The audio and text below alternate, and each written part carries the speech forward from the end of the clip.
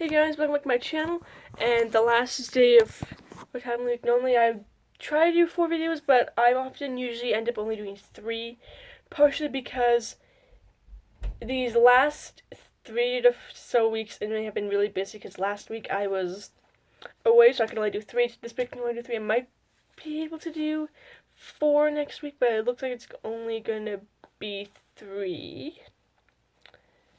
And this summer is going to be even less, so I'm trying to get at least 3 videos out to you guys.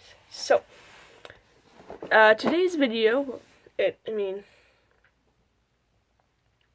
still Friday, but today's video is on the parents of all the TV shows. I'm going to be going through the parents, and I'm going to be ranking them on who I feel is not really the worst parent, but, because all the parents, they're pretty good parents, and then who is, in my opinion, the best parents. So, in last place, it really pains me to do this, but in last place is Stoic and Valka.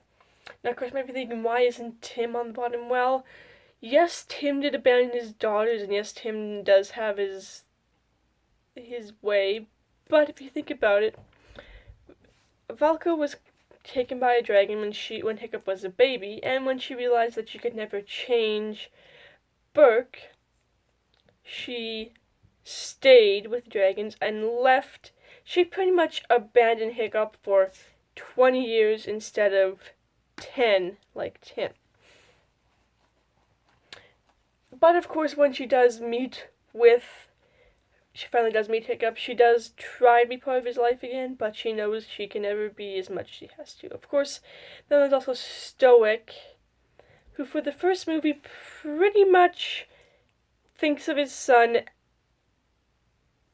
as an outcast, because his son is smaller than all the other Vikings, and his son will never kill a dragon.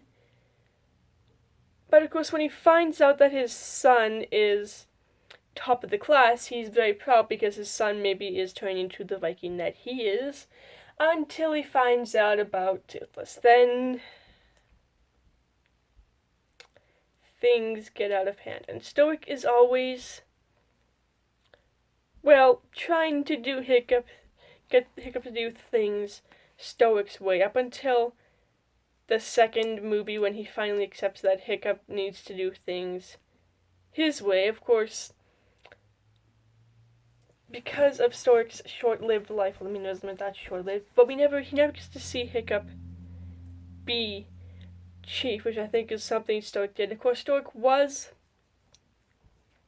thinking of retiring and giving Hiccup the role of chief when Hiccup wasn't ready, but then again, Hiccup doesn't end up becoming chief in that movie anyway, because Stoic dies. So, Stoic, I wouldn't say Stoic is selfless. He is at times, but Stoic, I think he wants what's best for his son, and that sometimes gets in the way of treating his son like his son, not like one of the villagers. In my opinion, of all of them, Stoic, he's not a bad parent, but he just is different than other parents. So, directly above Valka and Stoic, we have Tim and Mary. Now, of course, maybe thinking, you're doing all the parents. I'm not going to include, like, Jack, Lisa, Lou, Amy.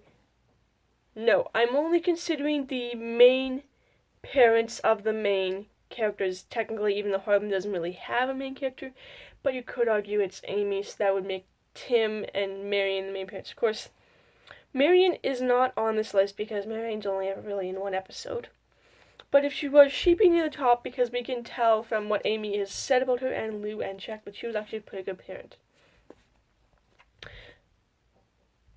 But of course, you can probably guess why Tim is near the bottom. It's partially because he did leave and was out of his daughter's lives for 10 years, but then again, you can't really blame him. Jack was the one that threw him out.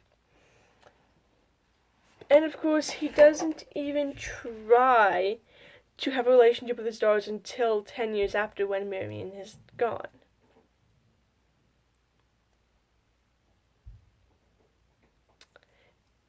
And Tim's parenting ways are a little... Tim has his way of going about things, and I think he sometimes he butts heads with almost everyone, including Amy and Lou at times. So Tim isn't really the best parent, and of course we've seen with the way he's handled Katie and Lindy a few times that he is a little unsure of what he's doing with babies. When they're a little older, he's pretty good with them, actually. And of course with Shane, well, let's not even go into that disaster. I mean, the first few, like season 4 and 5 with Shane, it's not good, but then again, not everyone finds out they have a son that they didn't know about, and not everyone finds out not everyone finds out who their father is and has to face that. So, I mean, it makes sense. And directly above Tim is Alec and Janet. I want to rank them higher, but I just can't, partially because of the way Janet and Alec get along at times and the way Janet gets along with the rest of the family. And Janet is pretty much like Felicity at times, and I don't like that. Of course, as seasons go on, Janet does become a better character, but I just don't like Janet's character all that much up until about season 6 or 7 when her kids are a bit older, but I still don't really like her character that much for some reason, but I like Felicity's character a lot better. Don't ask me why. And Alec, well,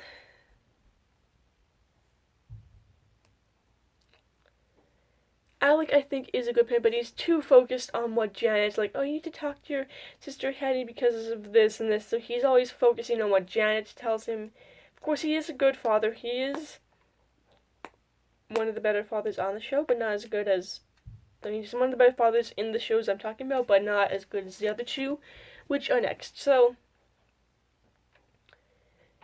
this one is really hard to rank because I have to think, but do I want who goes where? So I'm putting Carolyn and Charles in second place.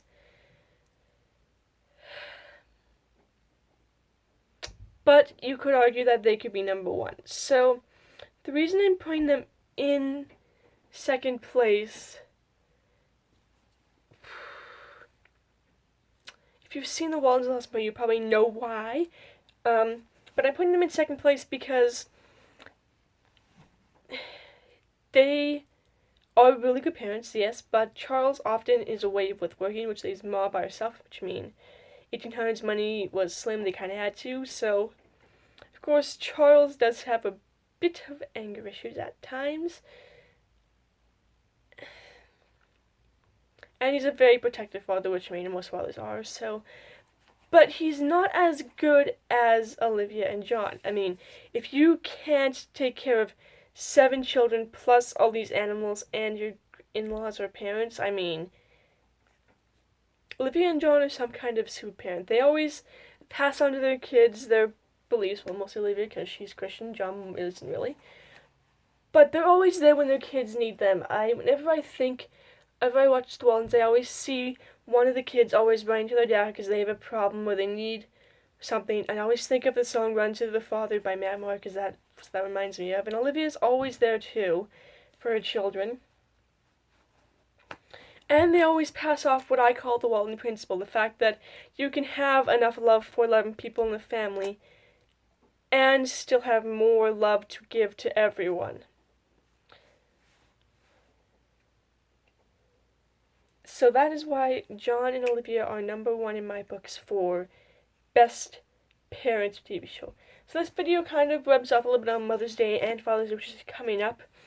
But yeah, if you like this video, be sure to give this video a like, and please subscribe, because apparently only 1.8% of you guys that are watching these videos are subscribed. 98% either watch these aren't subscribed, and that's not acceptable. If you're enjoying these videos, subscribe so you can get them every time I upload, and hit the notification bell so you know when I upload. So much of this video, like I said, give it a like, subscribe, hit the notification bell. Stay tuned for Walden Week next week. Alright, see you.